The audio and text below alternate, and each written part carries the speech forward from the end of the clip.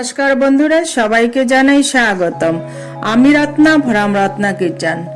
আজকের রেসিপি বাটা আলু দিয়ে সরষে দিয়ে ঝোল বানাবো।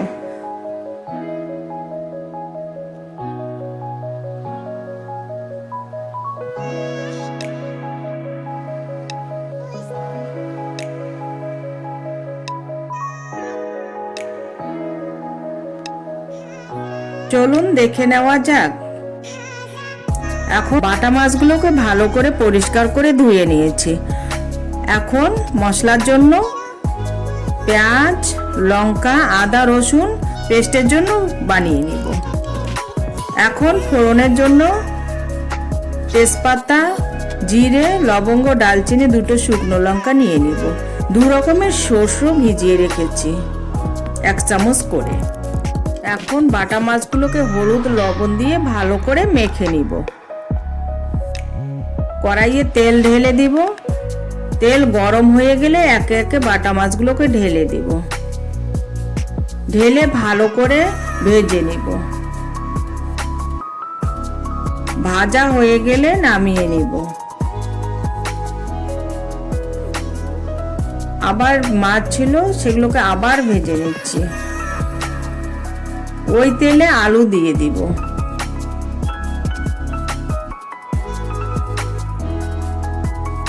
এখন মিক্সিতে পেস্টের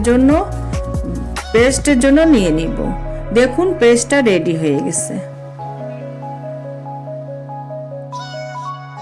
এখন ফোড়নের জন্য দুটো লঙ্কা, তেজপাতা, জিরে, ডালচিনি দিয়ে ভালো করে ভেজে নেব।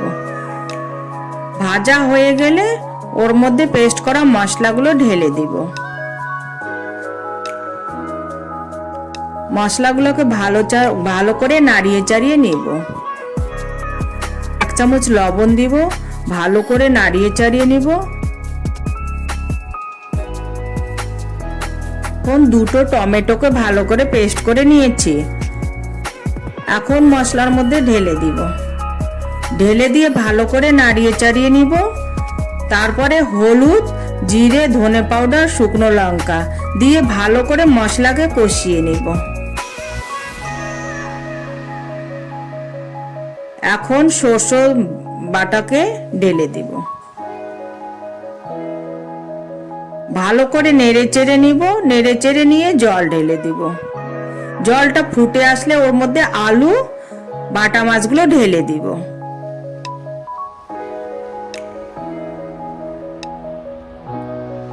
ধনে পাতা দিয়ে ভালো করে ছড়িয়ে নামিয়ে নেব। এখন রেডি হয়ে গেছে, নামিয়ে নেব। এতক্ষণ ভিডিওটাকে দেখার জন্য ধন্যবাদ। আরো এরকম নিত্য নতুন ভিডিও দেখার জন্য অনুরোধ রইল। ভিডিওটাকে ভালো লাগলে চ্যানেলটাকে লাইক এবং সাবস্ক্রাইব করুন। ধন্যবাদ।